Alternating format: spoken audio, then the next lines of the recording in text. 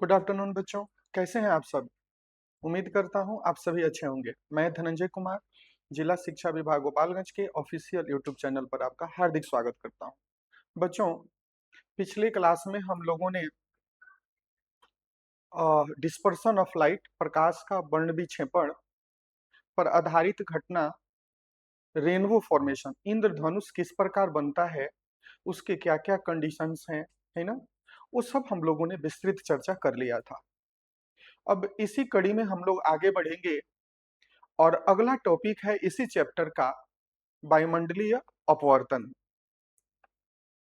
इस बात से आप सभी लोग बच्चों नोन है कि जब भी लाइट एक माध्यम से दूसरे माध्यम में जाएगी तो अपने पथ से, अपने रास्ता से वो विचलित हो जाती है, और इस विचलित हो जाने की घटना को ही हम क्या कहते हैं? प्रकाश का अपवर्तन कहते हैं। तो अब हम प्रकाशीय अपवर्तन के लिए जो माध्यम लेने जा रहे हैं वो हमारी धरती के चारों तरफ पाए जाने वाला वायुमंडल है। तो बच्चों, आप लोग जानते हो कि ये मान लो हमारी अर्थ हो गई, और इस अर्थ के चारों तरफ, है ना, एयर का जो ब्लैंकेट है वही एटमॉस्फेयर के नाम से जाना जाता है, इन्वायरमेंट के नाम से जाना जाता है। अब मैं अगर बात करूं बच्चों, तो आप लोग को पता है कि जैसे हम इस अर्थ सरफेस से ऊपर जाना शुरू करेंगे, धीरे धीरे जो एयर की जो डेंसिटी होती है वो घटती चली जाती है, घनत्व घटता चला जाता है। लगभग 540 किलोमीटर के बाद अगर मैं अर्थ सरफेस से बात करूं, हालांकि यह प्लेस टू प्लेस वेरी करता है ना, बहुत ही विरल कंडीशन हो जाता है। हम आपको यहाँ पर यह समझाना चाह रहे हैं कि अर्थ सरफेस के जो करीब का अगर लेयर ले लें हम एटमॉस्फेयर का, है ना, मान लो हम इसे A1 कह देते हैं, एक दूसरा लेयर इमेजिन कर लें जिसको हम A2 कह लें, एक तीसरा लेयर इमेजिन कर लें जिसे हम A3 कर ले कह दें, तो ये बताइए, आप लोगों से पूछूं कि इसमें से किसकी डेंसिटी ज्यादा होगी? किस लेयर में एयर के जो मॉलिक्यूल्स होंगे वो पास पास होंगे? तो निश्चित रूप से जो ऊपर पाई जाने वाली लेयर है वह धरती के गुरुत्वीय बल के कारण, फोर्स ऑफ ग्रेविटेशन के कारण जब खींचती है तो नीचे वाली एयर क्या होती है? कंप्रेस होती है, दबती है। तो दबती है तो यहाँ जो मॉलिक्यूल्स होंगे वो बहुत क्लोजर होंगे in comparison to this one. आप समझ रहे हो? यानी हम अर्थ सरफेस से जब ऊपर जाएंगे तो डेंसिटी घटती जाएगी, तो डेंसिटी घटती जाएगी तो ये जो डिफरेंट लेयर्स हैं बच्चों, यह भी डिफरेंट ऑप्टिकल मीडियम, अलग अलग प्रकाशीय माध्यम के रूप में काम करते हैं। और फिर जब इनसे लाइट होकर गुजरती है तो क्या होता है? वो अपने पाथ से विचलित होती है, और इसी को हम वायुमंडलीय अपवर्तन, है ना, एटमॉस्फेरिक रिफ्रैक्शन के नाम से जानते हैं। बच्चों, क्या यह जो डेंसिटी का ग्रेजुअली बढ़ते, ऊपर घटते जाना और ऊपर से नीचे की तरफ आए तो ग्रेजुअली बढ़ते जाना, क्या एटमॉस्फेरिक रिफ्रैक्शन का यही कारण है? नहीं, केवल यही कारण नहीं है बच्चों, जबकि ये जो अलग अलग लेयर्स हैं इनमें भी जो इन्वायरमेंटल कंडीशंस हैं वो बदलता रहता है। टेम्परेचर कहीं बढ़ गया, आप जानते हो जब टेम्परेचर बढ़ जाता है तो वहां की हवाएं गर्म होकर के ऊपर उठ जाएंगी, जिससे लो प्रेशर क्रिएट हो जाएगा। लो प्रेशर क्रिएट हो जाएगा तो जहां पर हाई प्रेशर का रीजन है वहां से हवाएं वहां से दौड़ती हैं लो प्रेशर वाले रीजन में। और आप लोगों ने 7th क्लास में भी लैंड ब्रिज और सी ब्रिज के बारे में पढ़ा है बच्चों। तो यहाँ पर टेम्परेचर का जो अलग अलग रीजन्स में टेम्परेचर का अलग अलग होना, हवाओं का चलना, ये सब कंडीशंस हैं जो, ये जो डिफरेंट लेयर्स हैं इनका भी जो डेंसिटी होता है वो कांस्टेंट नहीं रह पाता है, बल्कि वह भी फ्लक्चुएट करता रहता है। और इस फ्लक्चुएशन के कारण भी क्या होता है? ये जो लाइट होती है वो सीधी पाथ पर नहीं चल पाती है। एक तो जो डिफरेंट लेयर्स हैं वो अलग अलग ऑप्टिकल मीडियम की तरह काम कर ही रहे हैं, लेकिन जो लेयर्स हैं उनका भी जो डेंसिटी है, जो घनत्व है, वो लगातार बदलता रहता है। इस वजह से एटमॉस्फेयर से जो आने वाली लाइट होती है वो कभी भी एक ही पाथ के, एक ही रास्ता के अलोंग ट्रेवल करके हमारे आंखों तक नहीं पहुंचती। तो बच्चों, मैं अगर डेफिनेशन की बात करूं, कंसेप्ट आपने समझ लिया कि व्हाट इज एटमॉस्फेरिक रिफ्रैक्शन, है ना। जब प्रकाश की किरणें अंतरिक्ष से पृथ्वी के वायुमंडल में प्रवेश करती है, तो वायुमंडल के विभिन्न लेयर्स की बात मैं किया था आप लोगों से, विभिन्न परतों से होकर गुजरते समय उनका अपवर्तन होता है, रिफ्रैक्शन होता है। ये सारी बातें आप जानते हैं बच्चों, है ना। और यही जो अपवर्तन होता है उसे ही हम क्या कहते हैं, वायुमंडलीय अपवर्तन के नाम से जानते हैं। अच्छा, अब क्या है, इसके पीछे मुख्य कारण क्या है, क्या है किसके पीछे मुख्य कारण, वायुमंडलीय जो अपवर्तन होता है, जो एटमॉस्फेरिक रिफ्रैक्शन होता है, इसके पीछे मुख्य कारण क्या है। ये भी आप बात जानते हैं कि घनत्व में बदलाव, जो डेंसिटी होती है उसमें वेरिएशन होता है। जैसे जैसे हम पृथ्वी की सतह के करीब आते हैं, हवा का घनत्व, जो डेंसिटी होती है, वो बढ़ती जाती है। आपको पता है, ऊपरी हवा हल्की विरल होती है, जिसको रेयर मीडियम के रूप में हम जानते हैं, और निचली हवा सघन होती है, जिनसे डेंसर मीडियम के नाम से जानते हैं।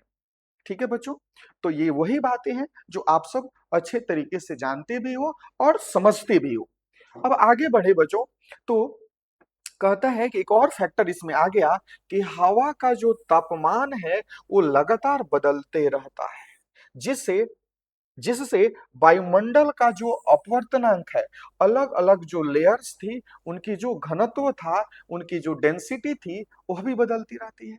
तो इस वजह से भी इस वायुमंडल से अपवर्तन होता है।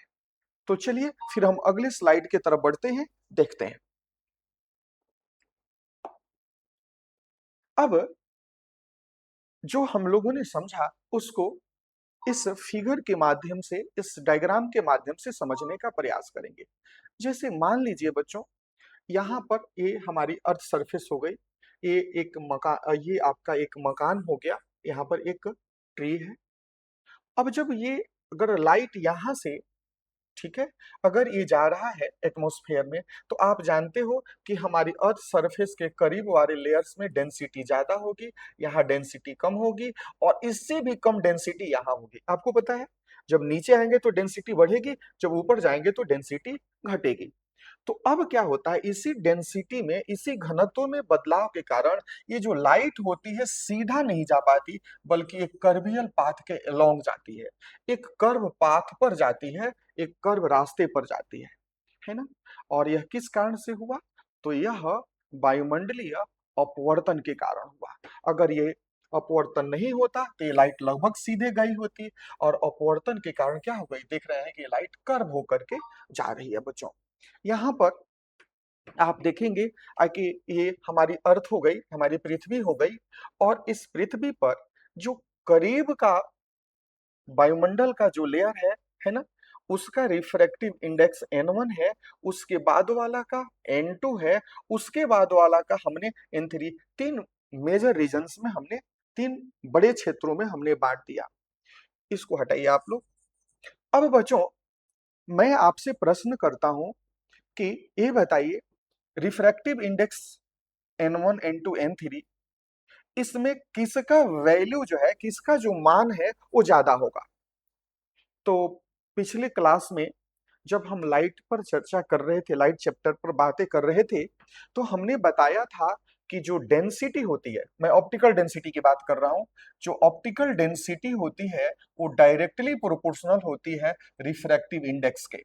मतलब डेंसिटी ज्यादा तो रिफ्रैक्टिव इंडेक्स ज्यादा, डेंसिटी कम तो रिफ्रैक्टिव इंडेक्स कम। याद है आप लोगों को। तो यहां पर चूंकि डेंसिटी इसके पास वाले लेयर की ज्यादा है, इसलिए इसका रिफ्रैक्टिव इंडेक्स ज्यादा होगा। इससे थोड़ा कम है इसका, इसलिए यह रिफ्रैक्टिव इंडेक्स और कम हो गया। और सबसे कम रिफ्रैक्टिव इंडेक्स इसका होगा, क्योंकि डेंसिटी सबसे कम इसकी है। तो हमारे बच्चे इस बात को भी समझते हैं कि अगर हम इस इन्वायरमेंट के अक्रॉस किसी चीज को देखते हैं, तो वह एक्चुअल पोजीशन पर ऑब्जेक्ट हमें नहीं दिखती। क्यों नहीं दिखती, क्योंकि जब एटमॉस्फेयर से लाइट आएगा तो वह जिस लाइट को सीधी रेखा पर चलना चाहिए था, लाइट का रेक्टिलिनियर प्रोपागेशन होना चाहिए था, लेकिन रेक्टिलिनियर प्रोपागेशन न होकर के लाइट सीधी रेखा में गमन न करके एक कर्वियल पाथ पर गमन करता है एटमॉस्फेरिक रिफ्रैक्शन के कारण। अब हम आगे बढ़े बच्चों, तो देखेंगे कि यहां पर फिर से इस एटमॉस्फेरिक रिफ्रैक्शन को समझने के लिए एक और डायग्राम आपके सामने है बच्चों। यहाँ अर्थ से कोई ऑब्जर्वर खड़ा है ना, ऑब्जर्वर खड़ा है और अपनी आंखों से इस एटमॉस्फेयर के बाहर जो एक स्टार है इसको यह देख रहा है। अब यहां से दिखाया गया है बच्चों कि देखिए, एक बार स्टार से लाइट इधर से घूमते घूमते यहां से आ गई। अब जरा विचार कीजिए, जब ये लाइट हमारे आंख पर, ठीक है, ये लाइट हमारे आंख पर यहां से पहुंची है तो इसको हम ले जाएंगे सीधा, तो ये हमको स्टार, ये एपेरेंट पोजीशन जो है स्टार का यहाँ नजर आएगा। अगर लाइट इधर से घूम करके ऐसे घूमते हुए यहां से आ गई तो फिर हम इसी पाथ को पीछे की तरफ बढ़ाएंगे और ये स्टार हमको यहाँ फिर दिखेगा। है कहाँ? यहाँ पर। फिर अगर इसी तरह से घटना होती है और ये लाइट इधर से घूमते हुए आप देख रहे हो इधर आ गई, तो फिर क्या होगा, हम इसी पाथ को पीछे की तरफ बढ़ाएंगे और स्टार हमको यहाँ नजर आएगा। तो आप देख रहे हैं कि जो यह तारा है, इससे चला हुआ जो प्रकाश है वायुमंडलीय अपवर्तन के कारण, किसके कारण बच्चों? वायुमंडलीय अपवर्तन के कारण अलग अलग रास्ते से होकर हमारी आंखों में पहुंचता है। और अलग अलग रास्ते से जब हमारी आंखों में पहुंचता है तो हमारे आंख में तो ऐसी व्यवस्था नहीं है ना कि हम ऐसे ऐसे करके देखें बच्चों, नहीं देख सकते हम स्ट्रेट देखते हैं। तो नतीजा होता है कि अगर इस रास्ता से लाइट हमारे आंख पर पहुंची है तो इसी रास्ता को हम डॉटेड करके पीछे ले जाएंगे और ये हमारा स्टार का पोजीशन होगा बच्चों। तो इस प्रकार एटमॉस्फेरिक रिफ्रैक्शन के कारण यह स्टार भी अपनी जगह पर नहीं दिखता है। आगे बढ़ते हैं बच्चों। अब है एक प्रश्न, प्रायः आप लोगों के बोर्ड एग्जाम में पूछे जाते हैं कि तारे क्यों टिमटिमाते हैं, ट्विंकलिंग ऑफ स्टार्स क्यों होता है बच्चों। तो ये शॉर्ट टाइप क्वेश्चन आंसर में ये प्रश्न आपके सामने रहता है, जिसमें आप लोगों को कमेंट करने के साथ साथ में डायग्राम के थ्रू इसे एक्सप्लेन करना होता है। ठीक है, मैंने अक्सर देखा है कि आप लोग जब लिखते हो आंसर तो टू द पॉइंट आंसर नहीं लिखते हो आप लोग बच्चों, है ना, विषय वस्तु से हटकर इधर उधर की बातें आप लोग ज्यादा करने लगते हो। मेन कंटेंट, बहुत मेन जो कंटेंट होता है इसका, उस पर कम बातों में, कम शब्दों में आप लोग चर्चा करते हो। तो सबसे पहले हम इस ट्विंकलिंग ऑफ स्टार को डायग्राम के माध्यम से समझते हैं। ये डायग्राम के माध्यम से बताना आप लोगों को इसलिए जरूरी है कि मैंने देखा है अपने अध्ययन के दौरान कि बहुत सारे साइड बुक्स हैं जिसमें ये डायग्राम गलत बना हुआ है बच्चों। ठीक है, आपका एनसीईआरटी बुक है उसमें डायग्राम ठीक है, तो डायग्राम को बनाने भी आपको आना चाहिए और फिर उसको डिस्क्राइब करने भी आपको आना चाहिए। तो चलिए पहले मैं बता दूं तारों के टिमटिमाना, ट्विंकलिंग के पीछे क्या रीजन है बच्चों। ध्यान रखेंगे, जो स्टार्स हैं हम कहते हैं कि पॉइंट सोर्स है, ये गलत है। स्टार्स पॉइंट सोर्स नहीं है। स्टार्स जो हैं वो तो एक्सटेंडेड सोर्स ऑफ लाइट है, बहुत बड़े सोर्स है लाइट के, बट वो हमसे बहुत बहुत बहुत दूर हैं। इस वजह से वो हमें पॉइंट सोर्स के रूप में नजर आते हैं। तो पॉइंट सोर्स के रूप में नजर आते हैं तो पॉइंट सोर्स हो गए क्या? नहीं, वो अपीयर होते हैं, है नहीं, महसूस होते हैं। तो स्टार्स जो होते हैं बृहद सोर्स होते हैं प्रकाश के, बट वो हमसे बहुत दूरी पर स्थित हैं, इस वजह से हमें पॉइंट सोर्स के रूप में नजर आते हैं। तो पॉइंट सोर्स के रूप में नजर आते हैं, ध्यान रखना, they appear us as a point source but they are extended source of light, है ना। तो बच्चों क्या हुआ, जब पॉइंट सोर्स के रूप में नजर आते हैं, है ना, तो उनसे कम ही मात्रा में लाइट हमारे आंखों तक पहुंच पाता है। ठीक है, तो कम ही मात्रा में जब लाइट ये पहुंचेगा, तो मैं आप लोगों से प्रश्न पूछता हूं कि क्या वह लाइट हमेशा एक ही रास्ते से हमारे आंखों पर आएगा कि अलग अलग रास्तों से? तो अभी आपने पिछले स्लाइड में देखा है कि वह हमारे अलग अलग रास्तों से हमारे आंखों पर पहुंचता है। और जब वो अलग अलग रास्तों से पहुंचेगा, तो जो उसकी वास्तविक स्थिति है और जो उसकी आभासी स्थिति है, वो दोनों में हमेशा वेरिएशन, वास्तविक स्थिति तो जहां है वही रहेगी, लेकिन जो आभासी स्थिति होती है वो लगातार बदलती रहती है। किस वजह से बदलती है? क्योंकि अलग अलग रास्ते से लाइट हमारे आंखों पर पहुंचती है, और उसको पीछे की तरफ हम रीड्रॉ करेंगे, तो जो अ, तारों की पोजीशन होगी, स्थिति होगी, वो कहीं और महसूस होगी। तो बच्चों, यह लगातार बदलते रहता है। क्यों बदलते रहता है लगातार? क्योंकि एटमॉस्फेयर की जो कंडीशंस हैं, वो भी स्टेशनरी नहीं है, वो भी कांस्टेंट नहीं है। नतीजा होता है कि जो लिटिल अमाउंट में लाइट स्टार से चलता है, उसे एटमॉस्फेयर के डिफरेंट लेयर्स से रिफ्रैक्ट तो होना ही पड़ता है। ये जो कंडीशंस भी इन्वायरमेंट के चेंज होते रहते हैं, टेम्परेचर वगैरह, प्रेशर वगैरह, तो इस वजह से भी लाइट जो होता है वो अलग अलग पाथ से आता रहता है।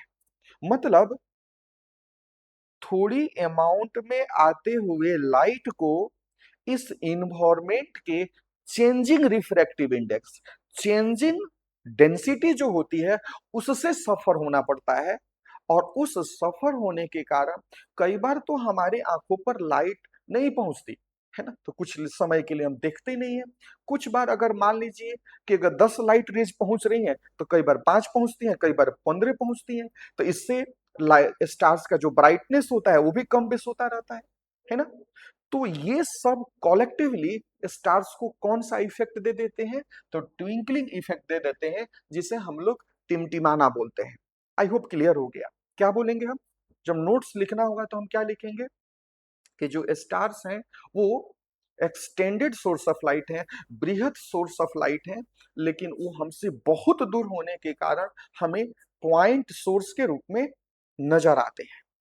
और पॉइंट सोर्स के रूप में नजर आने के कारण उनसे जो थोड़ी मात्रा में लाइट हमारे आंखों तक पहुंचता है, वह भी स्मूथली नहीं पहुंच पाता, क्योंकि उसको इन्वायरमेंट के चेंजिंग कंडीशंस के कारण चेंजिंग कंडीशंस के कारण डिफरेंट रिफ्रैक्टिव इंडेक्स वाले लेयर्स, और वो भी विथ कांस्टेंट चेंजिंग के साथ में उसे इंटरेक्ट करना पड़ता है। और इसी इंटरेक्शन में लाइट की मात्रा घटती रहती है, जो स्टार्स के पोजीशंस हैं वो बदलते रहते हैं, और कई बार तो कुछ समय के लिए वह दिखाई भी नहीं देता। तो ये सारी जो चीजें होती हैं, वो ऐड कर देती हैं स्टार्स में, ट्विंकलिंग इफेक्ट को सपोर्ट करती हैं बच्चों। अब हम बात करेंगे, जरा देख लेते हैं आपके जो सामने विषय वस्तु रखी गई है उसमें क्या है। कहता है, वायुमंडल में हवा की गति और तापमान में बदलाव के कारण प्रकाश का पथ लगातार बदलते रहता है, जिससे तारों की चमक जो है घटती बढ़ती रहती है। चारों तारों की चमक क्यों घटती बढ़ती रहती है? तो इसके पीछे रीजन है कि कई बार ज्यादा लाइट रेज हमारे आंखों पर पहुंचती हैं, तो कई बार नहीं पहुंचती हैं, तो कई बार कम पहुंचती हैं, इस वजह से। अब कहता है, इसके बाद क्या हुआ? जो आभासी स्थिति होती है, जो एपेरेंट पोजीशन होता है तारे का, वो भी बदलता रहता है। पिछले स्लाइड में भी हम लोगों ने देख लिया। ठीक है बच्चों, तो अब हम यहाँ पर एक डायग्राम के माध्यम से इसको समझने का प्रयास करेंगे। देखो बच्चों, यहाँ पर हम देखेंगे, ये हमारी अर्थ हो गई। क्या हो गई? ये हमारी अर्थ हो गई। ठीक है, अर्थ की फिगर बनाने में कोई आपको दिक्कत नहीं है। अब क्या हुआ, यहां पर हमने एक ऑब्जर्वर बना दिया बच्चों। क्या बना दिया? एक ऑब्जर्वर बना दिया। ठीक है, इसको यहां नहीं, थोड़ा मैं इधर लाता हूं बच्चों। एक हमने ऑब्जर्वर यहां पर, इसको हम लेकर के आ रहे हैं। ठीक है, इसको हम यहां पर हमने, ठीक है, ऑब्जर्वर यहां पर हमने एक ऑब्जर्वर बना दिया। ठीक है, अब क्या होता है, हम यहां से हमारे आंख में ऐसा कर्वियल पाथ पर क्यों आया? क्योंकि एटमॉस्फेयर के जो डिफरेंट लेयर्स हैं और उनका भी जो डेंसिटी है लगातार बदल रहा था, इस वजह से लाइट कर्वियल पाथ से होकर के हमारे आंख तक पहुंचा। अब क्या हुआ बच्चों? तो ये जब हमारे आंख पर पहुंचा, ये जिस इस रास्ते से हमारे आंख, इसी को हम पीछे की तरफ बढ़ाते हैं, इसी को हम पीछे की तरफ बढ़ाते हैं और डॉटेड करके बढ़ाएंगे। क्या करेंगे बच्चों? हम इसको, बोलो, क्या करके? डॉटेड करके बढ़ाएंगे। ठीक है, डॉटेड करके इसको बढ़ाएंगे। क्लियर नहीं हो पा रहा है, मैं फिर से इसको, यहाँ से हमने क्या किया, यह ला दिया, लाने के बाद में यहाँ पर हमने ऑब्जर्वर बना लिया और इसी पाथ को हम क्या करते हैं बच्चों? रिट्रेस करते हैं। क्या करते हैं? रिट्रेस। तो हमें स्टार है कहाँ? यहाँ पर है। और दिख कहाँ रहा है? यहाँ पर। ये इसका क्या है? तो यह आभासी स्थिति है बच्चों। और यह आभासी स्थिति यहीं पर रहेगी नहीं, ये लगातार बदलती रहेगी। पिछले स्लाइड में हम लोग देख चुके हैं। और ये जो प्रकाश की आती हुई मात्रा है, वह भी लगातार घटती बढ़ती रहती है। और यही कारण है कि स्टार्स जो होते हैं, हमको ट्विंकलिंग इफेक्ट करते हुए नजर आते हैं। यह क्या हो जाएगा? यह ऑब्जर्वर हो जाएगा बच्चों। ठीक है, यहां भी उसी चीज को समझाने का प्रयास आपको किया गया है कि देखिए, स्टार से ये लाइट आ गई, स्टार से ये लाइट आ गई, तो हमारे आंख पर ये ऐसे पहुंची। ठीक है, ऐसे पहुंची, तो इसी पाथ को हम पीछे रिट्रेस करेंगे। हमने जो मैं बताना चाह रहा था आपको कि कुछ बुक्स में क्या किया हुआ है कि हमारी अर्थ बना दिया है ना, और क्या किया, इधर से लाइट एटमॉस्फेयर के बाहर है, तब तक तो लाइट सीधा आएगी, आपको पता है। लेकिन जैसे वह एटमॉस्फेयर में आ जाती है, वो कर्वियल पाथ पर के एलोंग आती है, अब यहाँ पर ऑब्जर्वर है, ऑब्जर्वर है। अब क्या कर किया है, कुछ पब्लिकेशंस वालों ने क्या किया है, कि डॉटेड करके स्टार को एपरेंट पोजीशन को इधर दिखा दिया है, जो कि गलत है। जिस पाथ से लाइट होकर हमारे आंख पर पहुंचा है, उसी पाथ को आपको डॉटेड करके रिट्रेस करना है। इस बात को आप लोग ध्यान रखोगे। ठीक है बच्चों, तो चलिए फिर हम आगे बढ़ते हैं। आप समझ गए कि जो तारे हैं वो क्यों टिमटिमाते हैं। ठीक है, नोट्स भी आप आसानी से लिख पाएंगे कि तारे जो हैं हमारे एक्सटेंडेड सोर्स ऑफ लाइट हैं, लेकिन वो बहुत दूर होने के कारण, है ना, हमें पॉइंट सोर्स के रूप में नजर आते हैं। उनसे थोड़ी अमाउंट में जो आता हुआ लाइट है, वो इन्वायरमेंट के चेंजिंग रिफ्रैक्टिव इंडेक्स, इन्वायरमेंट के जो डिफरेंट लेयर्स हैं, उनके चेंजिंग रिफ्रैक्टिव इंडेक्स लगातार बदलता रहता है। चेंजिंग रिफ्रैक्टिव इंडेक्स से इंटरेक्ट होकर, सफर होकर क्या होता है, अलग अलग पाथ से अलग अलग अमाउंट में हमारे आंखों तक पहुंचता है। और यही जो चीज होती है, वह स्टार्स में ऐड कर देती है क्या? Twinkling effect. चलिए फिर आगे बढ़ते हैं हम बच्चों। अब इसी एटमॉस्फेरिक रिफ्रैक्शन के कारण बच्चों, सूर्योदय के एक्चुअल जो सनराइज होता है, सूर्योदय होता है, उससे 2 मिनट पहले हम सन को देख पाते हैं। और जब सनसेट हो जाता है, सूर्यास्त हो जाता है, तो हो जाने के 2 मिनट बाद तक हम सन को देखते रहते हैं। ये बात कुछ ऐसी ही हो गई जैसे कि अगर आप किसी डॉक्टर के पास जाएं और वो डॉक्टर आपको कह दे कि देखिए भाई, ये 2 दवाएं खानी है आपको। एक दवा जो है रात में सो जाने के 2 घंटे बाद खानी है, और एक जो दूसरी दवा है वो सुबह में उठने से पहले 1 घंटा पहले खानी है। तो है ना, ये पॉसिबल नहीं है ना, लेकिन यह पॉसिबल होता है बच्चों। यहाँ कि सन डूब गया, सनसेट हो गया, उसके बाद भी 2 मिनट तक हम सन को देखते रहेंगे। और सन अभी राइज नहीं हुआ है, सूर्योदय नहीं हुआ है, लेकिन उसके 2 मिनट पहले ही हम सन को देख पाते हैं। तो मैं पहले एक डायग्राम बनाकर किसे समझाने का प्रयास करता हूं बच्चों।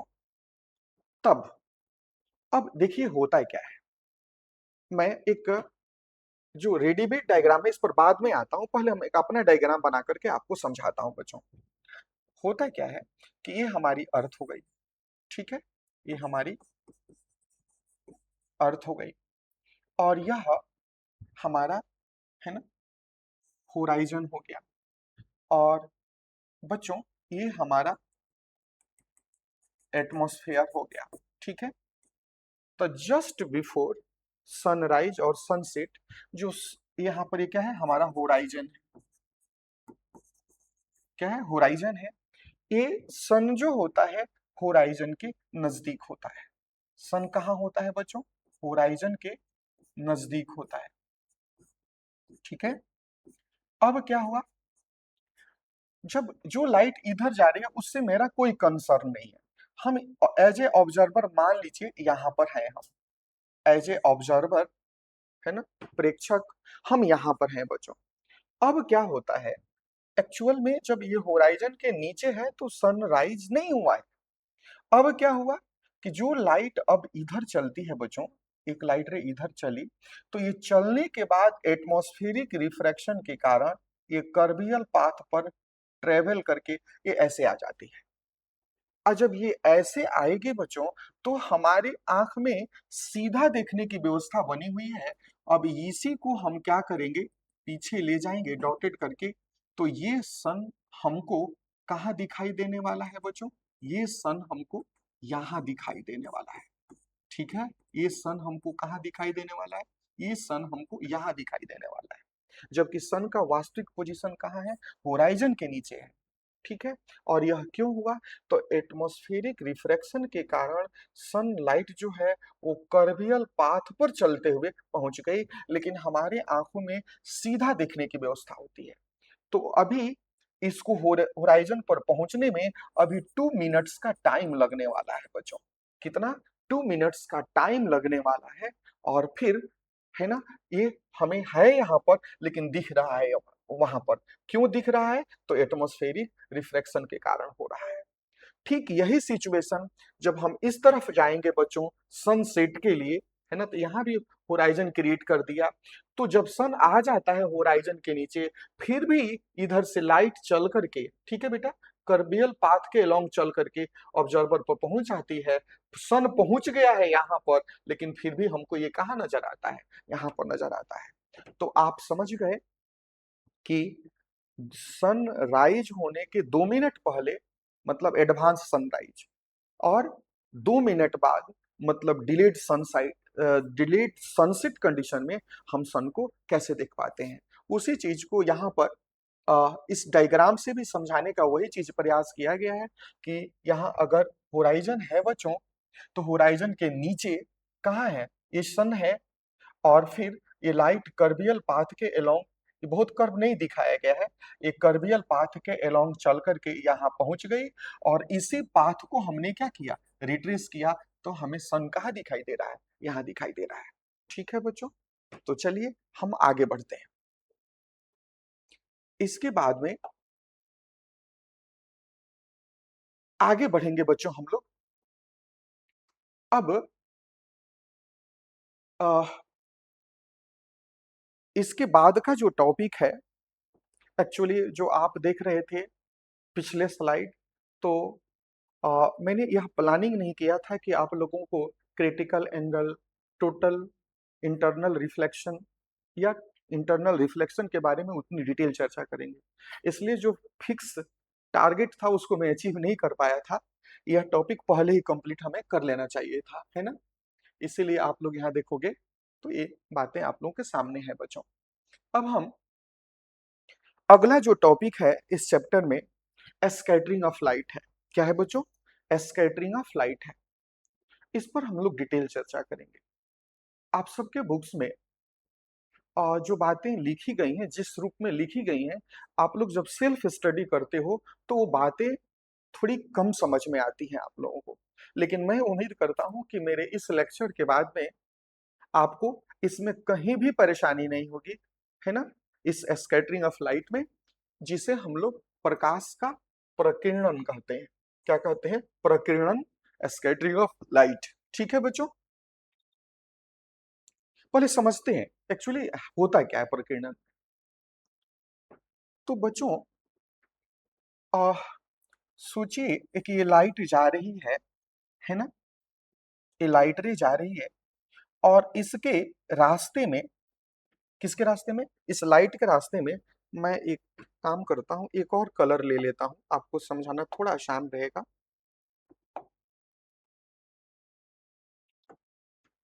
एक और मैंने लाइट रे ले लिया इसी के साथ, ठीक है, कोई दिक्कत?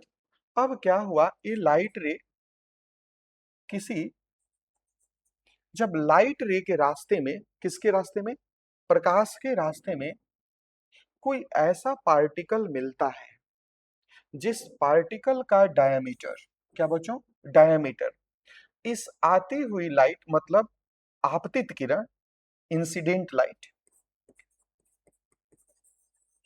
इंसिडेंट लाइट 80 है बच्चों, इंसिडेंट लाइट, ठीक है, इंसिडेंट लाइट का जो वेवलेंथ होता है, वेवलेंथ को किससे डिनोट करते हैं, लैम्डा से, जो वेवलेंथ होता है वह उस वेवलेंथ से ज्यादा हो इसका डायमीटर, इसका साइज ज्यादा हो इसके वेवलेंथ से, तो ऐसे कंडीशन में यह जो ऑब्जेक्ट होता है वह इस लाइट एनर्जी को सबसे पहले एब्जॉर्ब करता है, इस लाइट एनर्जी को क्या करता है, सबसे पहले एब्जॉर्ब करता है, और एब्जॉर्ब करने के बाद में, ठीक है, एब्जॉर्ब करने के बाद में उस लाइट एनर्जी को डिफरेंट पॉसिबल डायरेक्शंस में, ठीक है, इमिट करना शुरू करता है बच्चों, डिफरेंट पॉसिबल डायरेक्शंस में इमिट करना शुरू करता है, और इसी को कहा जाता है प्रकीर्णन, यानी स्कैटरिंग ऑफ लाइट, क्या बोलते हैं, स्कैटरिंग ऑफ लाइट, ठीक है, स्कैटरिंग ऑफ लाइट।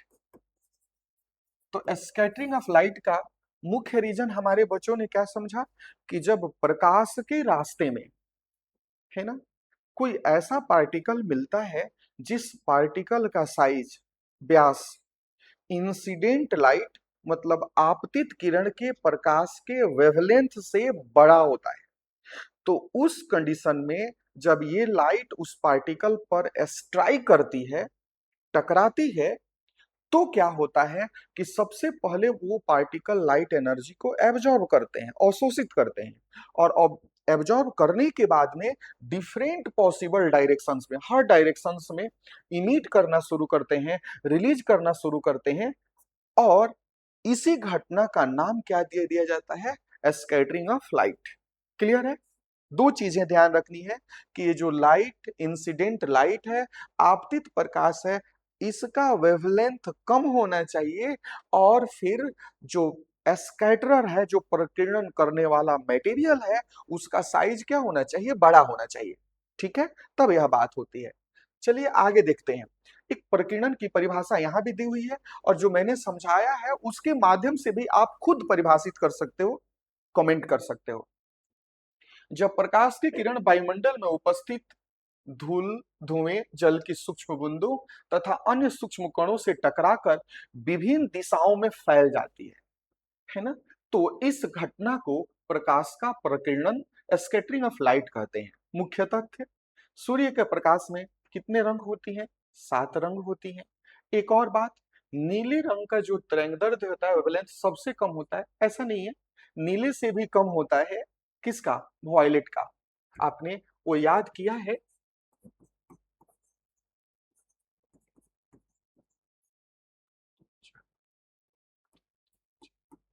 तो ये वॉयलेट का सबसे कम, उससे ज्यादा इंडिगो, उससे ज्यादा ब्लू, है ना, उससे ज्यादा ग्रीन, फिर ये पीला होता है, ये ऑरेंज होता है, ये रेड होता है बच्चों, है ना।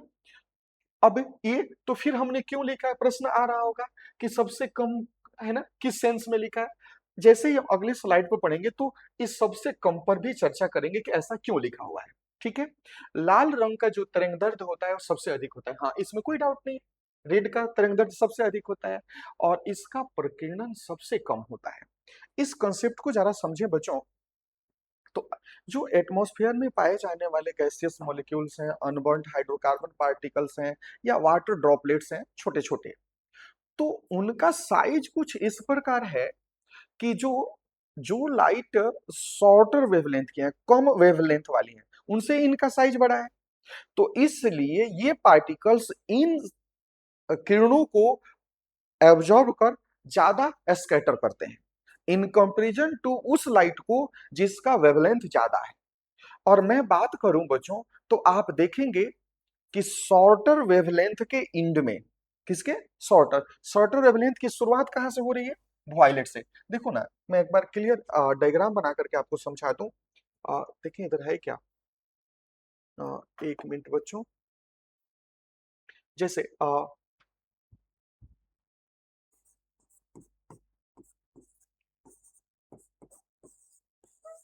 ये 7 कलर्स हो गए, ठीक है बच्चों।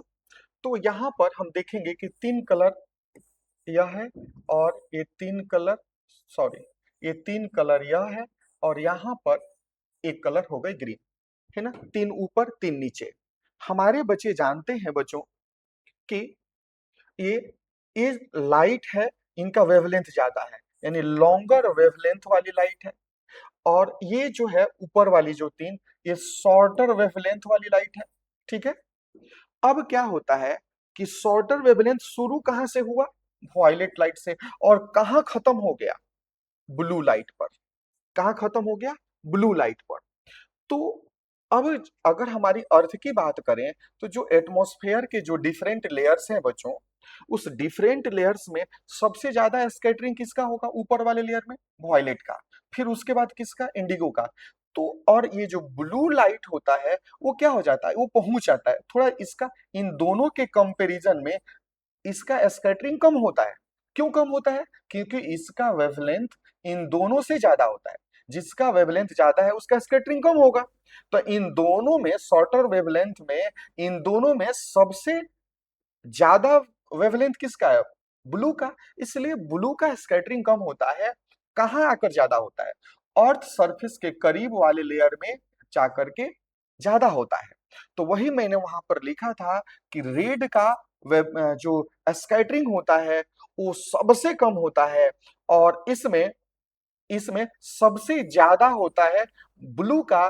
क्योंकि हमारे सामने ज्यादातर लाइट कौन सी फैली होती है? ब्लू लाइट फैली होती है, वही दिखाई देती है। इसके ऊपर क्या हुआ वो तो नहीं दिख रहा है ना, ये ऊपर ही फैल करके लगभग खत्म हो जाता है। यह भी थोड़ा और नीचे आकर ज्यादा स्कैटरिंग होता है, और अर्थ सरफेस के करीब आकर के कौन फैला? Blue light. तो ब्लू और रेड में, रेड का तो नहीं के बराबर होगा, और कौन फैला हुआ दिखाई दे रहा है? ब्लू। इसलिए वहां पर लिखा हुआ था कि ब्लू का स्कैटरिंग ज्यादा होता है ना, सबसे ज्यादा होता है, और रेड का सबसे कम होता है, ठीक है। ये हमारे आंखों के सामने होता है।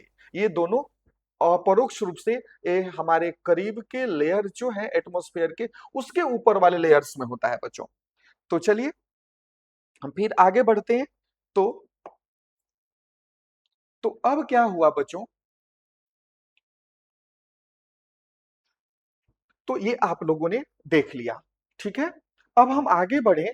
तो एक और यहाँ पर कंसेप्ट है जो आप लोग समझ रहे हो, जान गए हो, कि सूर्य के प्रकाश में कितने रंग होते हैं? 7 रंग होते हैं, मालूम है आपको, ठीक है।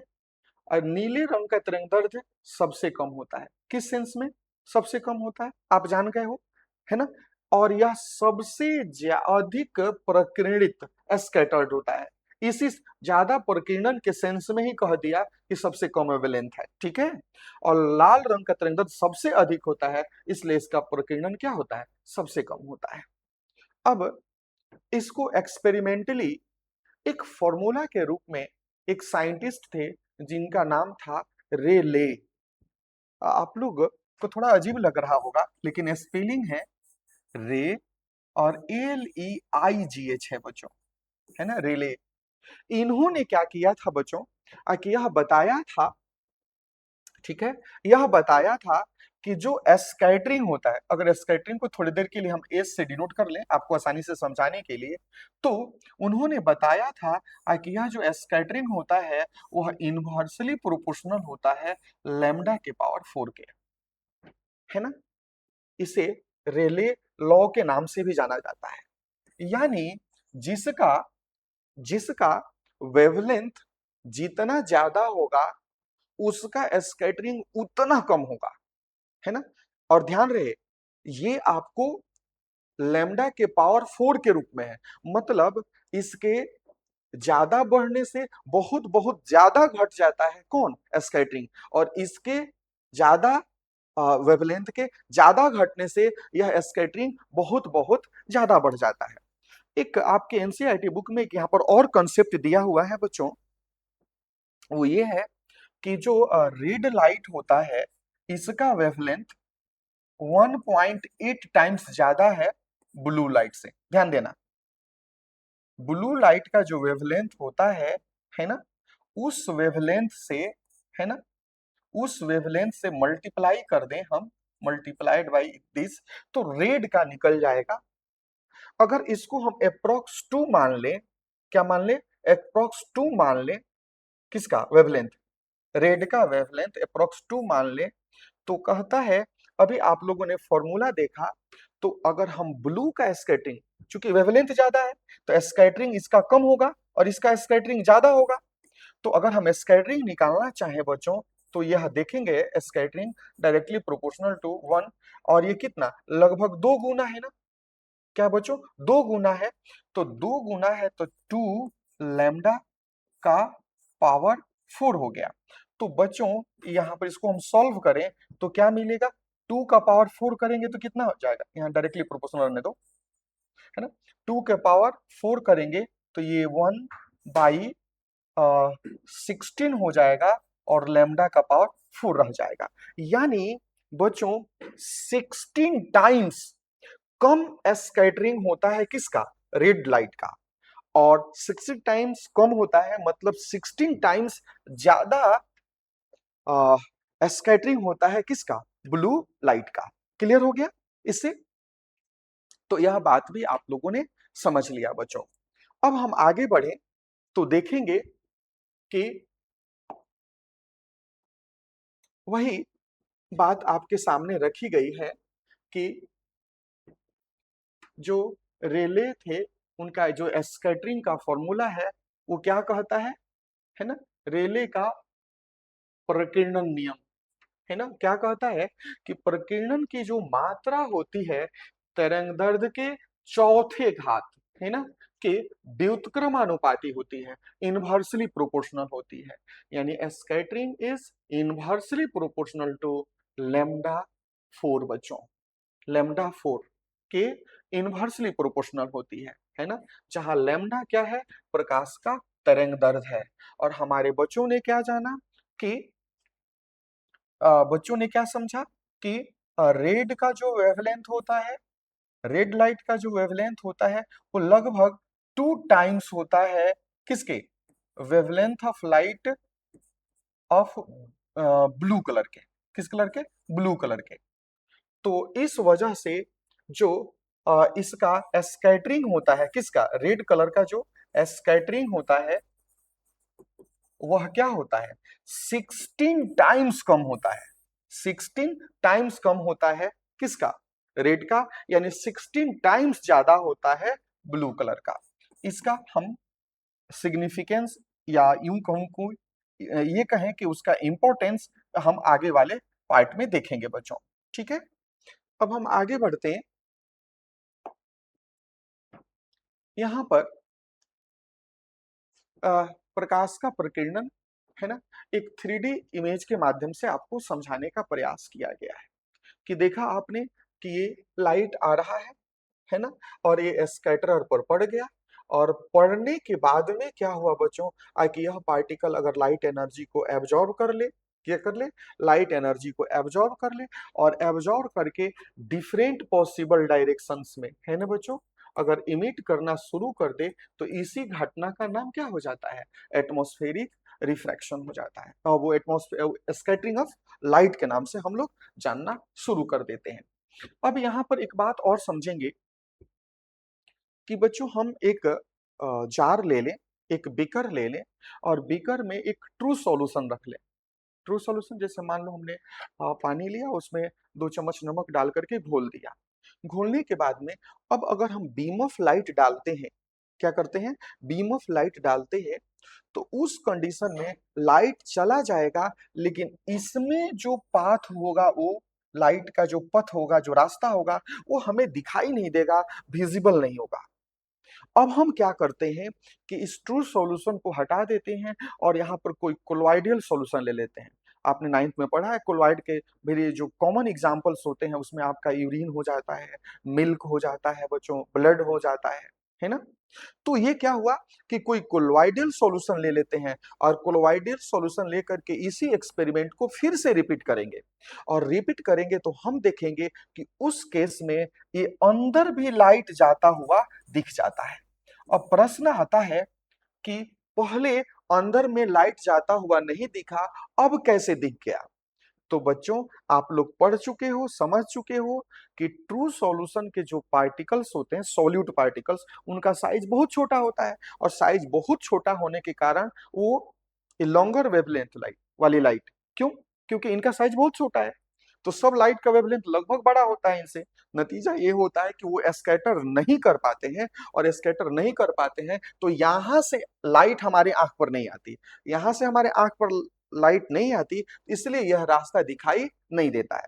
लेकिन यही जब कोलॉइडल सॉल्यूशन ले लेंगे तो कोलॉइडल जो पार्टिकल्स होते हैं उनका साइज कंपैरेटिवली बड़ा होता है और बड़ा होने के कारण ये जब लाइट जाती है तो उस लाइट एनर्जी को एब्जॉर्ब करके और वो जब चारों दिशाओं में हर पॉसिबल डायरेक्शंस में जब इमिट करते हैं तो ये लाइट हमारे आंखों पर आ जाती है और हमारे लाइट जब आंखों पर आ जाती है तो उस कंडीशन में क्या होता है कि उस कंडीशन में क्या होता है बच्चों कि आप देखेंगे तो वो हमें दिखाई देना शुरू हो जाता है। तो यानी और जब यह काम किसी कोलॉइडल सॉल्यूशन से होता है तब उसको हम लोग टिंडल इफेक्ट के नाम से जानते हैं। यह भी एक टॉपिक है, इसे आप लोग समझ लिए। ध्यान रखना है कि उसी स्कैटरिंग ऑफ लाइट का नाम हमने टिंडल इफेक्ट रख दिया। कब? जब यह लाइट कोलॉइडल सॉल्यूशन से होकर जाए और उसका जो यह रास्ता है वह विजिबल हो जाए, दिखाई देने लगे, तो इस स्कैटरिंग को स्कैटरिंग न कह करके हम क्या बोलेंगे? टिंडल इफेक्ट बोलेंगे। क्लियर है? क्या बोलेंगे? Tyndall effect. तो आपसे पूछा जाएगा कि टिंडल इफेक्ट क्या है, तो आप सीधे सीधे जवाब दे पाएंगे कि जब किसी कोलॉइडल सॉल्यूशन से होकर लाइट गुजरती है तो जो कोलॉइडल पार्टिकल्स होते हैं वो लाइट को स्कैटर करते हैं और इसी स्कैटरिंग को किस नाम से जाना जाता है? टिंडल इफेक्ट के नाम से। किसके नाम से? टिंडल इफेक्ट के नाम से। तो बच्चों, अब समय इजाजत नहीं दे रहा है कि आगे की क्लास को और कंटिन्यू किया जाए। अब जो थोड़ा सा बच गया है, ठीक है, बच गया है, अगर उसकी हम बात करेंगे बच्चों तो प्रकीर्णन के कारण होने वाली घटना, इस पर हम लोग विचार करेंगे और देन कुछ एमसीक्यू जो है उस पर विचार करेंगे, फिर यह चैप्टर समाप्त हो जाएगा। यानी अब एक लेक्चर और लेंगे तब जो थ्योरी पार्ट है वो कवर होगा। तो बच्चों, आज के लिए बस इतना ही। Thank you all for watching.